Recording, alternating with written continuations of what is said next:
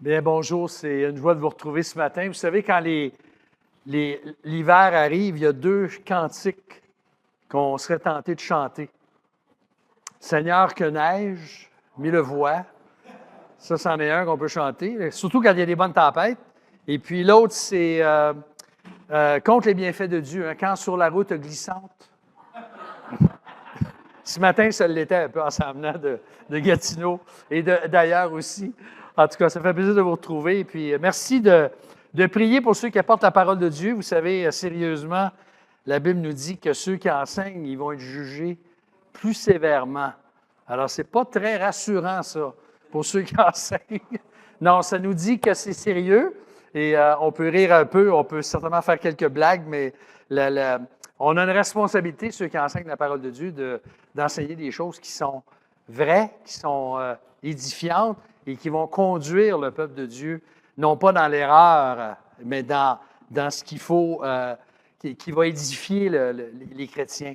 Et donc, merci pour ceux qui prient pour nous. Je ne sais pas si vous avez déjà remarqué à quel point, en passant, j'aimerais souhaiter la bienvenue à ceux qui nous suivent aussi en ligne ce matin, là, peut-être qu'ils sont un petit peu plus nombreux à cause de la météo. Mais je ne sais pas si vous avez remarqué à quel point, lorsqu'on passe par des moments de souffrance dans notre vie chrétienne, il est très facile de commencer à crier à Dieu, et ça, c'est bien. Hein, on voit des exemples dans l'Écriture où les gens crient à Dieu, ils ne font pas juste prier, ils crient. Hein, on supplie Dieu de nous délivrer, de nous sortir de l'épreuve. On demande à Dieu de nous délivrer, de venir à notre secours. Même, on lui fait des promesses. Vous avez remarqué? Si tu me sors de là. Je me souviens d'un frère qui était passé par une opération très grave du cœur à l'église au plateau à Hall. Et puis, il avait promis au Seigneur que si le Seigneur le sortait de là, que tous les jours, il allait animer un culte familial pour ses enfants. Le temps passe. Vous savez ce qui arrive, hein? Dieu nous répond, parfois, par oui, il nous délivre, il nous sort de là où on est, il nous sort de la fosse, de notre épreuve, mais assez rapidement, qu'est-ce qui se passe? On se rend compte que trop souvent, notre cœur est loin d'être transformé, comme on a promis qu'il le serait. Hein, Seigneur, si tu fais ça, je te promets que je vais faire telle chose. Et puis, aussitôt que le temps a passé, on l'oublie, cette promesse-là. Avec les années et avec tristesse, je ne compte plus les gens. Et je m'inclus là-dedans. Je ne regarde pas ça avec la poudre dans l'œil de mon frère parce que je m'inclus, où on a expérimenté de grandes souffrances dans notre cœur ou de grandes épreuves, ou dans notre corps, on a fait des promesses à Dieu, même à d'autres, mais ça a révélé avec le temps, ou le temps a révélé que ce n'était que des paroles dans les moments difficiles. Aussitôt la tempête passée, vous connaissez l'expression en français, hein, chasser le naturel, et qu'est-ce qui arrive? Il revient au galop, exactement. Il revient rapidement. Au galop, là, pour ceux peut-être dont le français est moins familier, ça veut dire comme si on était sur un cheval. Un cheval au galop, hein, il revient vite. Leur cœur était endurci, ou notre cœur était endurci avant l'épreuve, et sans surprise, il peut demeurer endurci après la délivrance. Pourquoi est-ce que je vous parle de ça? C'est parce que l'exemple qu'on est en train de regarder dans notre étude de Jonas depuis la semaine dernière est malheureusement, dans un certain sens, un bon exemple de ça. Et on va se reconnaître dans Jonas. On n'est pas là pour lui lancer des roches aujourd'hui, mais on est là pour voir que nous sommes de la même nature que lui, mais surtout qu'on a un Dieu. Il ne faut pas trop mettre l'accent sur Jonas dans un sens parce qu'il faut mettre plus l'accent dans le texte sur ce Dieu compatissant dans le livre de Jonas qui nous est révélé. Alors justement, j'ai intitulé cette courte série de 3, le Dieu compatissant de Jonas. Et nous avons vu au chapitre 1 comment c'est un homme qui nous est décrit, qui est envoyé par Dieu, qui refuse d'obéir à Dieu, qui le fuit, puis qui en subit les conséquences, n'est-ce pas? Et le chapitre se termine avec la descente de Jonas dans le fond de l'océan. Et la suite nous raconte ce qui se passe dans le cœur d'un prophète qui prie son Dieu des entrailles même du poisson, qui le remercie pour la délivrance, mais qui, dans le fond, et là, peut-être que ça va vous déranger ce que je veux dire, parce qu'on lit souvent dans les livres chrétiens que Jonas s'est repenti dans le ventre du poisson. Il n'y a absolument aucun indice dans le texte qui nous dit ça. C'est plutôt une prière, je dirais, de reconnaissance à Dieu, qu'il ne se soit pas noyé, et puis que Dieu a envoyé un moyen miraculeux pour le sauver. Alors, le chapitre se termine avec Jonas qui littéralement, quoi? Vomit. C'est ce que le texte dit. Hein? Il est vomi. Il est rejeté par le grand poisson, même si, comme j'ai dit la semaine dernière, sa mission était dure à avaler, au sens figuré. Il n'en demeure pas moins que Jonas est un prophète indigeste.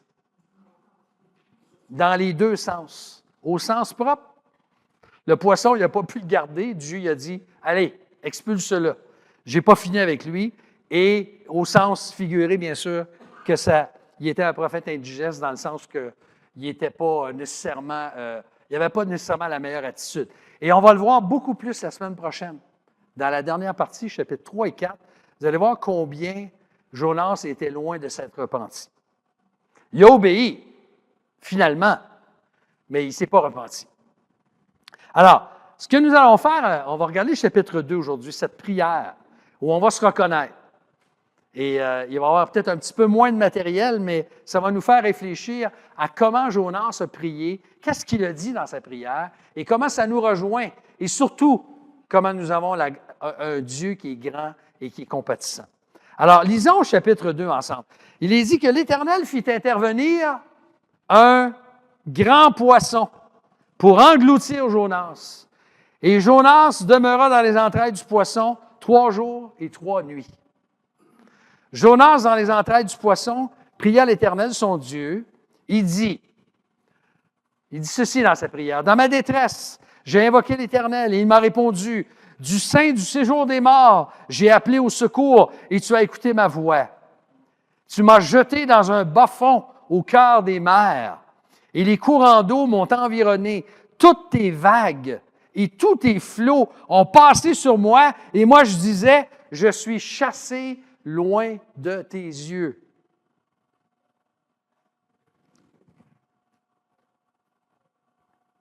Mais je contemplerai encore ton saint temple. Les eaux m'ont couvert jusqu'à la gorge, l'abîme m'a enserré, des joncs se sont noués autour de ma tête. Je suis descendu jusqu'aux ancrages des montagnes. Les verrous de la terre m'enfermaient pour toujours, mais tu m'as fait remonter vivant du gouffre, Éternel mon Dieu. Quand mon âme était abattue au-dedans de moi, je me suis souvenu de l'Éternel. Et ma prière est parvenue jusqu'à toi, jusqu'à ton saint temple. Ceux qui s'attachent à de vaines idoles, éloignent d'eux la bienveillance. Pour moi, je t'offrirai des sacrifices avec un cri de reconnaissance. J'accomplirai les vœux que j'ai faits. Le salut appartient à l'Éternel. L'Éternel parla au poisson qui vomit Jonas sur la terre ferme. Quelqu'un m'avait déjà dit en blague, il dit, lorsque les marins ont lancé Jonas à l'eau, il était amer. Puis quand il a été vomi par le poisson, il était à terre. Et c'est vrai. C'est pas faux. C'est pas faux du tout. On va diviser le texte, si vous voulez, en 3 parties très simples. On suit ce que le texte dit, en fait. Une des choses à laquelle je tiens, en tout cas, à laquelle j'ai pas mal toujours tenu toute ma vie pendant mon ministère, c'est de prêcher la parole de Dieu comme elle est, prêcher le texte comme il est. Et ici, nous voyons que Dieu d'abord intervient une première fois à l'aide d'un grand poisson. C'est clair, c'est dans le texte. Ensuite, Jonas prie l'Éternel des entrailles du poisson et Dieu intervient une deuxième fois à l'aide du grand poisson ou d'un grand poisson. Le même au verset 11. Alors, premièrement, Dieu intervient à l'aide d'un grand poisson, verset 1. Jonas, il a été jeté par les marins, on a vu ça la semaine dernière. Il descend au fond de l'eau alors que les marins l'ont jeté et Dieu, comme je vous disais, Dieu lui a préparé un taxi aquatique miraculeux, un gîte très original. Il donne l'occasion à un grand poisson de pratiquer l'hospitalité. Il avale. Écoutez, ça a l'air invraisemblable. Hein? Ce n'est pas arrivé souvent, des histoires comme ça. Mais c'est drôle, même si le grand poisson n'est pas du tout le personnage central de l'histoire. C'est vraiment Dieu qui est le personnage central avec Jonas. Contrairement à Jonas, le poisson lui obéit à son Créateur immédiatement. Hein? Dieu fit intervenir, c'est intéressant comment c'est dit, Dieu fit intervenir un grand poisson. C'est comme si Dieu il avait dit au grand poisson, tu vois, j'ai un client pour toi là, qui descend, glou, glou, glou, glou, glou, glou, tu vas aller le saisir et l'avaler. Il n'y a rien qui nous dit dans le texte que c'était une baleine, hein? Malgré le chant qu'on chantait au Québec, hein? Jonas dans la baleine, là. Il n'y a rien dans le texte qui nous dit ça. Ce qu'on sait, ce qu'on peut voir dans le texte, c'est que l'intervention de Dieu ou de ce poisson, c'est miraculeux et c'est un signe que Dieu a voulu faire grâce à Jonas. Et non pas un signe de jugement. Jonas n'est pas englouti ou avalé pour être déchiqueté, ce qui aurait pu arriver. Il aurait pu être avalé tout rond puis digéré tout de suite. Mais non, il passe 3 jours et 3 nuits dans le ventre de ce poisson. Hein? Le poisson lui sert de berceau.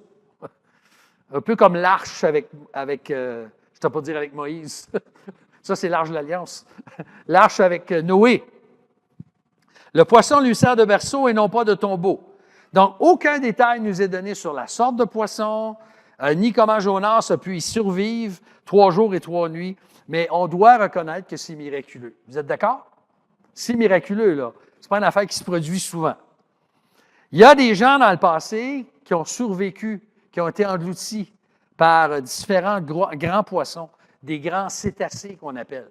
Hein, ces poissons-là font partie de ce qu'on appelle la famille des cétacés. Vous avez peut-être déjà entendu ce jeu de mots-là en français. Cétacé, dit la baleine. Je me cache à l'eau parce que j'ai le dos fin. Ce sont tous des cétacés. Alors, des épaulards, des cachalots, des baleines, ça fait partie de la famille des cétacés. Alors, on sait qu'il a été avalé par lui et Dieu lui fait grâce. Et dans un certain sens, Dieu commence avec Jonas son opération de sauvetage. Et deuxièmement, on voit qu'au verset 2 à 10, que Jonas prie l'Éternel des entrailles du poisson. Alors, qu'est-ce que tu as à faire dans un poisson comme ça? Il n'y a pas grand-chose à faire sinon, si tu ne peux pas dormir, tu pries. Et tu pries probablement d'une façon très intense. On a probablement le résumé ici de sa prière. Si c'est Jonas qui a écrit le livre, il nous donne le résumé de sa prière, mais on ne sait pas si c'est lui qui est absolument l'auteur du livre. Plusieurs prétendent, comme j'ai mentionné tout à l'heure, que c'est une prière de repentance. Et vous allez lire ça dans même des grands prédicateurs. Ils vont parler de la repentance de Jonas.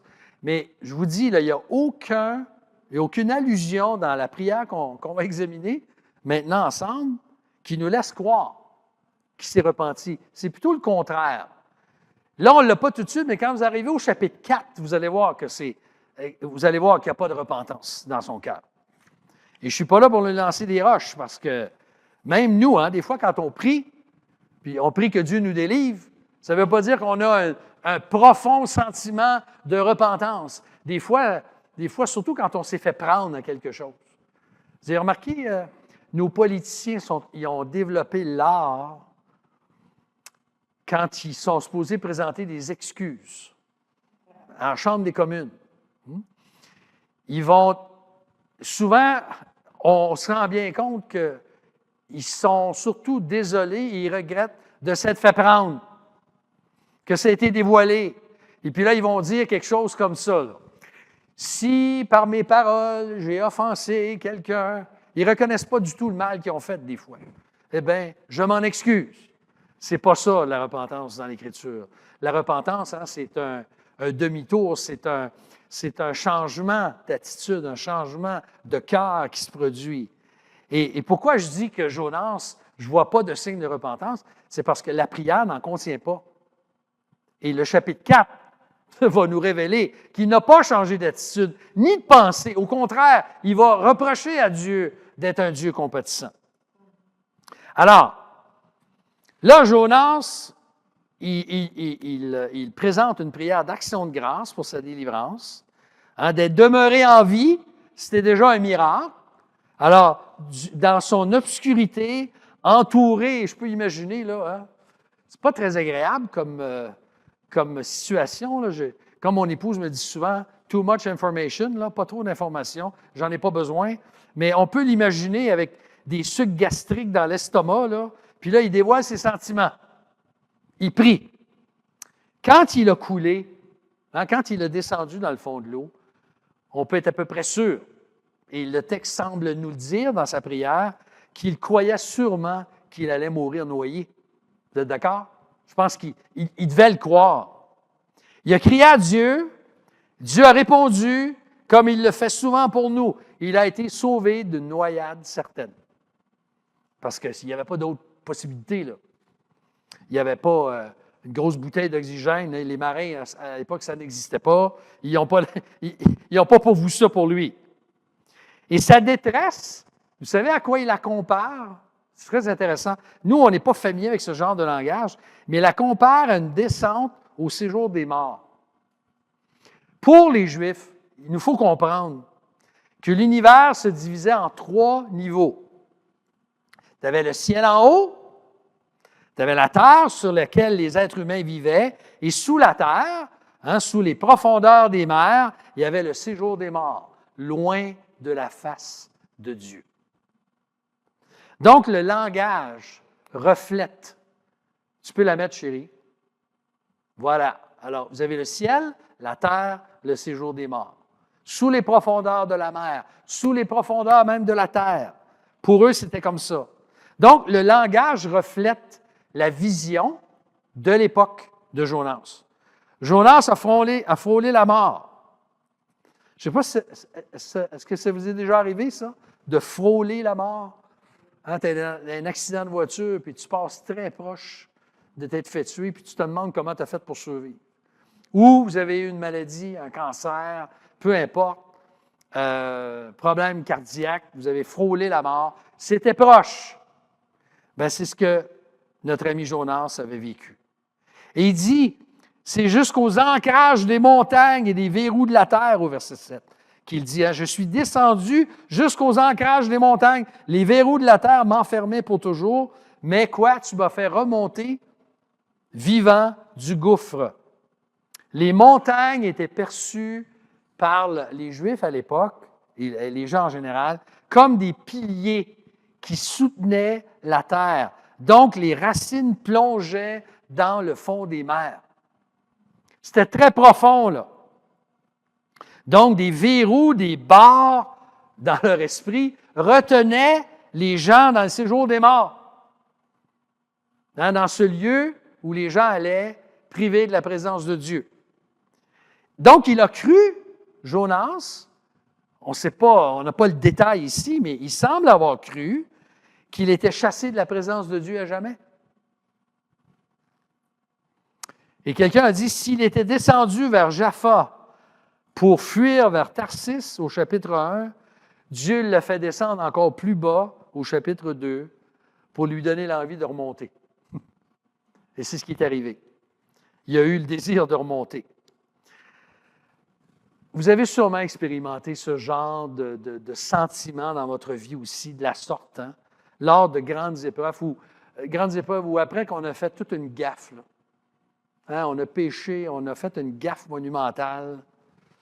Et puis, on a ces sentiments-là. On a l'impression que Dieu ne veut plus nous voir. On est chassé de loin de la présence de Dieu. On a tellement honte, on se sent tellement mal. On a mal agi.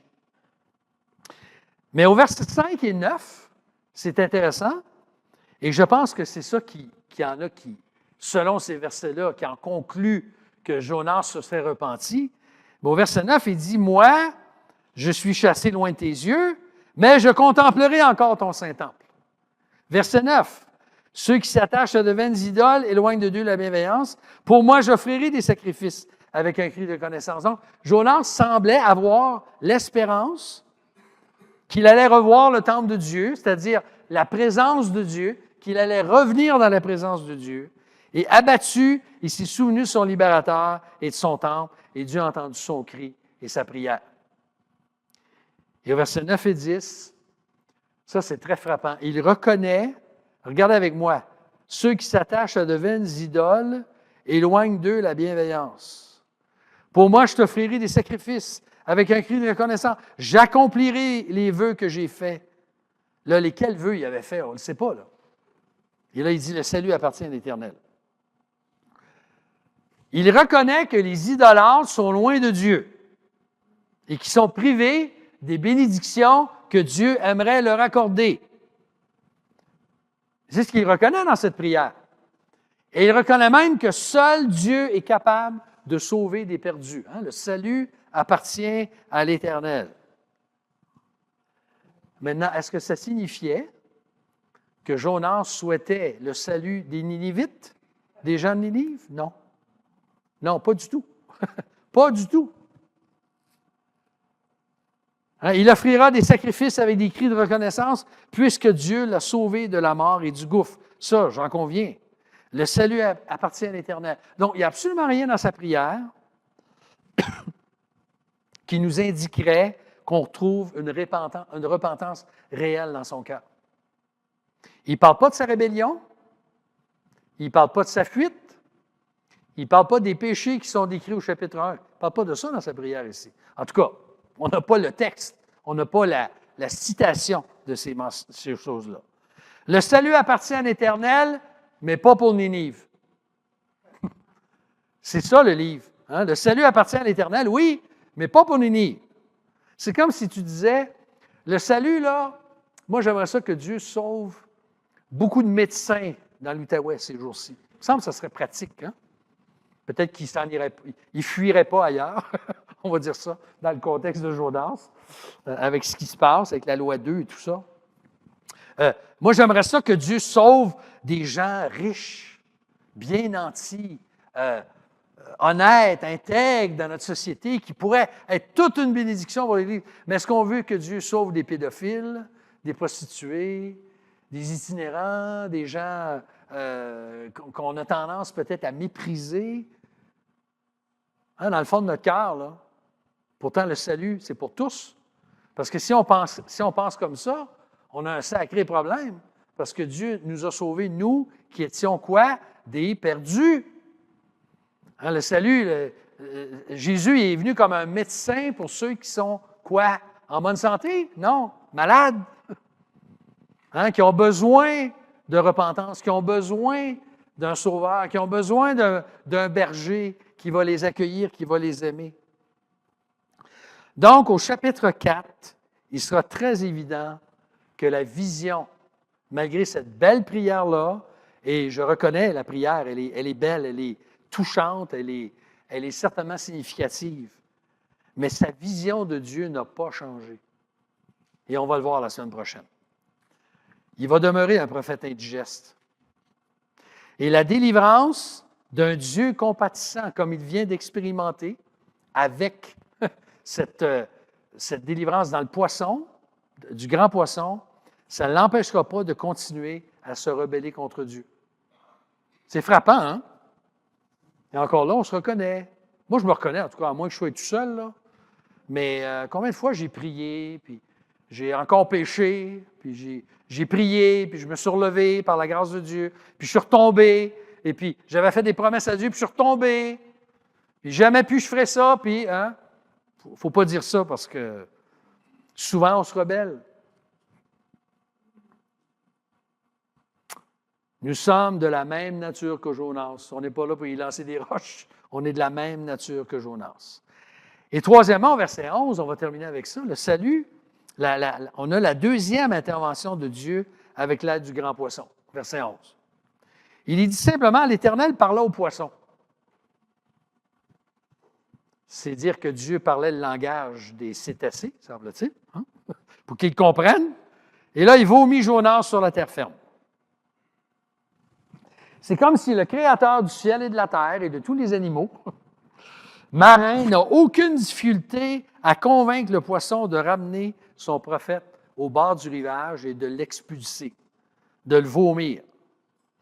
C'est intéressant, quand vous regardez le chapitre 1, si les marins n'avaient pas pu se rendre au rivage parce qu'il y avait tellement de tempêtes fortes, le grand poisson, lui, semble s'être rendu sans difficulté.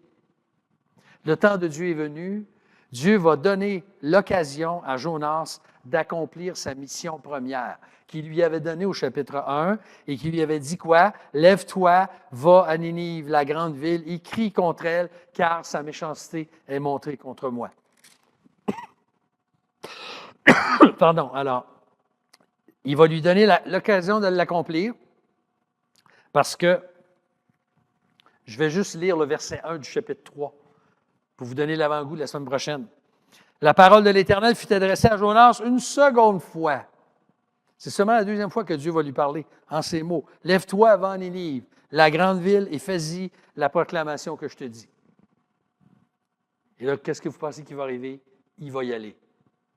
Oh, il ne va pas y aller avec un cœur rempli de gratitude, là, puis d'une vision de Dieu renouvelée et repentie. Non, non, il va y aller.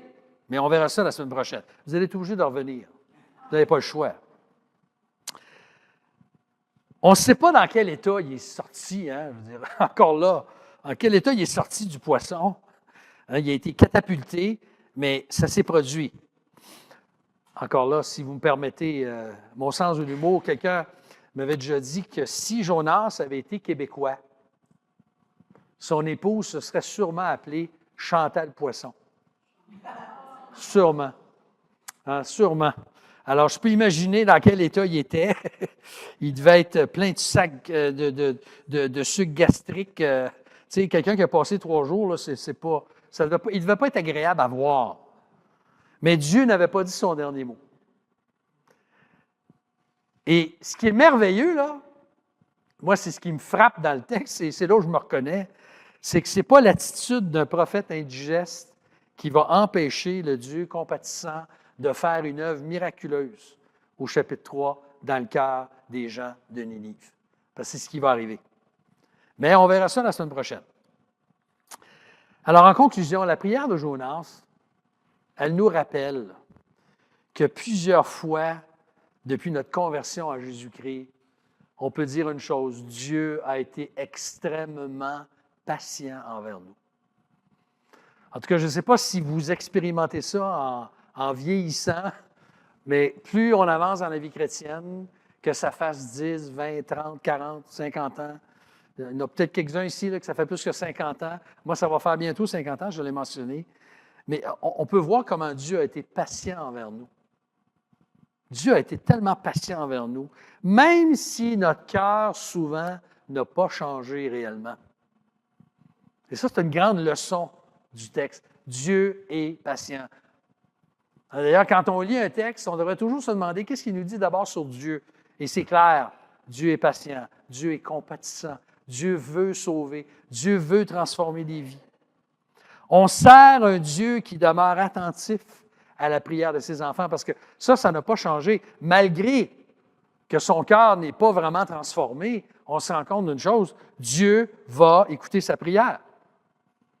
Dieu est le Dieu qui donne une autre occasion. Dieu nous donne un deuxième départ souvent, une seconde chance, comme on dit. Dieu, on aime ça dire ça, Dieu est le Dieu des deuxièmes chances, et même des troisièmes, des quatrièmes, des cinquièmes. Le diable voudrait nous faire croire souvent que quand on a fait une gaffe, c'est irrémédiable, c'est impardonnable, c'est fini, Dieu ne t'utilisera plus jamais. C'est faux, ça. C'est faux. Dieu est capable. L'exemple de Jonas nous montre que Dieu est capable de prendre un homme comme lui, un prophète en plus, un homme de Dieu, supposé être un homme de Dieu, Donc, avec les plus indigestes d'entre nous, Dieu est capable de faire de grandes choses. Il entend nos cris et veut nous utiliser malgré nos rébellions, malgré nos gaffes, malgré nos fuites, malgré nos égarements. Dieu est digne de toute louange. Le salut appartient à qui? Pas à nous, à l'Éternel. Dieu, son salut appartient, il lui appartient. Le Seigneur Jésus, et là je termine vraiment avec ça, dans Matthieu chapitre 12. Vous vous rappelez ce que Jésus a dit lorsqu'on lui a demandé de faire un miracle? C'est intéressant, c'est bizarre, je me rappelle la première fois que j'ai lu ça, j'ai dit, où est-ce qu'il va en venir? Je ne comprends pas. Quelques-uns des scribes, chapitre 12, verset 38 dans Matthieu. Et des pharisiens prirent la parole et dirent, « Maître, nous voudrions voir un signe. Montre-nous un miracle. » Un signe de ta part. Il leur répondit, « Une génération mauvaise et adultère recherche un signe. » Tous ceux qui sont à la recherche de miracles et de signes aujourd'hui ont besoin de méditer ce texte. Ce n'est pas que Dieu n'est pas capable d'en faire, mais si ça me prend toujours mon miracle et mon signe, il y a un autre problème, là. Et qu'est-ce que le Seigneur Jésus dit? Il ne lui sera donné d'autre signe que celui du prophète Jonas. Quel signe? Car de même que Jonas fut 3 jours et 3 nuits dans le ventre du grand poisson, de même le Fils de l'homme sera 3 jours et 3 nuits dans le sein de la terre. Quel est ce signe dont Jésus parle? Sa mort, son ensevelissement et sa résurrection. C'est quoi ça? L'Évangile. L'Évangile, c'est quoi? C'est Christ est mort pour nos péchés. Il a été enseveli. 3 jours et 3 nuits, on sait que d'après la façon de compter des Juifs, ça ne fait pas pour nous 3 jours et 3 nuits, mais ça fait 3 périodes de jour et nuit pour eux. Parce que ça commençait le vendredi après-midi jusqu'au dimanche matin, ça faisait pour eux 3 jours et 3 nuits. Bien, Jésus a été enseveli pendant 3 jours et 3 nuits, et il est ressuscité d'entre les morts. Et c'est ça, la merveilleuse nouvelle. Si le salut appartient à l'Éternel, c'est parce que Christ nous a montré le signe de Jonas. Il l'a vécu lui-même. Il est mort, il a été enseveli, il est ressuscité. Jonas devait mourir, il a été englouti par un grand poisson, et le Seigneur lui a gardé vie. Il n'est peut-être pas ressuscité, mais presque. Et puis, il a pu accomplir la mission que le Seigneur avait pour lui.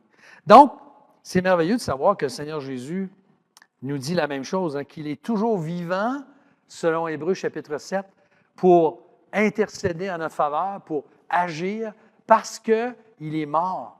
Il a été enseveli, il est ressuscité des morts le 3e jour, selon les Écritures. Alors, si on n'a pas encore la joie de connaître le Seigneur Jésus comme notre Sauveur, comme notre Maître, comme ce Dieu compatissant, personnel, avec qui on peut avoir une relation personnelle, parce que Christ a payé la dette à la croix pour nos péchés, on peut venir à lui en toute confiance et lui dire, Seigneur, sauve-moi, délivre-moi. J'ai besoin moi-même d'être délivré. Moi aussi, j'en ai fait des gaffes dans ma vie. J'en ai fait plusieurs. Je me souviens, lorsque je suis venu au Seigneur à l'âge de presque 19 ans, en lisant l'Évangile de Jean, j'ai eu une profonde conviction que je m'en allais en enfer, que je me dirigeais vers l'enfer, que j'étais un moqueur. Je veux dire, moi, j'étais un moqueur, j'étais un homme qui aimait beaucoup se moquer. Et imaginez la première fois que je lis le psaume 1. C'est comme si Dieu avait une Bible, là, puis il m'avait fait paf sur la tête, direct. Heureux, l'homme qui ne marche pas en compagnie des moqueurs, qui ne s'assoit pas en compagnie des moqueurs. Hey, c'est comme si Dieu me sacrait un coup, pas juste sur la tête, sur le front en même temps. Et j'ai eu une conviction de péché et j'ai vu que je me dirigeais vers une éternité sans Dieu.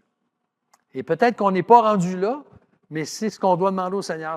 Peut-être que ce qu'on a à crier à Dieu, c'est « Seigneur, montre-moi que je suis un pécheur. » Et inquiétez-vous pas, il va le faire.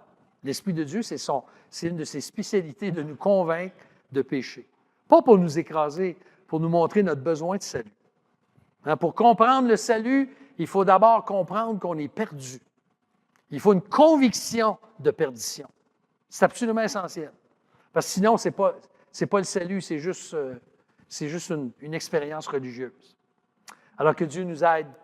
Et la semaine prochaine, on va voir la suite. Comment Dieu va l'utiliser à Ninive et surtout son attitude au chapitre 4. Je vous donne un scoop, il va traiter le Dieu compatissant comme du poisson pourri. C'est ça qu'il va faire. On verra ça la semaine prochaine. On va se courber si vous voulez bien. Seigneur, merci pour ta parole ce matin. Merci pour ta grâce. Merci pour ta miséricorde. Et merci pour le fait que nous confessons, Seigneur, que bien souvent dans notre vie, nous avons fait de belles promesses. Nous avons crié vers toi. Et tu nous as répondu, Seigneur. Tu nous as répondu d'une façon souvent bien miraculeuse et nous t'en sommes reconnaissants de tout notre cœur. Mais nous confessons aussi que bien souvent, nous avons failli par la suite. Nous avons oublié ce à quoi nous nous étions engagés devant toi. Seigneur, pardonne-nous, purifie-nous. Viens à notre secours, Seigneur.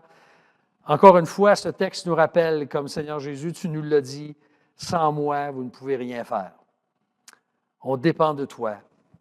Nous dépendons de toi, Seigneur. Tu connais toutes les circonstances dans lesquelles mes frères, mes sœurs, ceux qui sont à l'écran comme ceux qui sont dans cette salle. Seigneur, tu connais nos cœurs et tu connais ce par quoi nous passons en ce moment. Et je te prie que tu viennes à notre secours et que dans les promesses que nous ferons, dans les paroles que nous dirons, nous puissions être intègres et te rendre grâce, Seigneur, que oui, tu es un Dieu patient, que tu daignes nous utiliser. Merci que lorsque nous sommes infidèles, ta parole nous dit que toi, tu demeures fidèle, car tu ne peux te renier toi-même. Sois béni, que ta volonté soit faite. Fortifie-nous cette semaine dans nos différentes responsabilités, dans ce qui peut-être nous stresse, nous énerve, Seigneur, nous empêche de dormir ou nous trouble. Ô Dieu, nous voulons nous décharger sur toi de tous nos soucis, parce que tu prends soin de nous fidèlement. Merci, notre Dieu.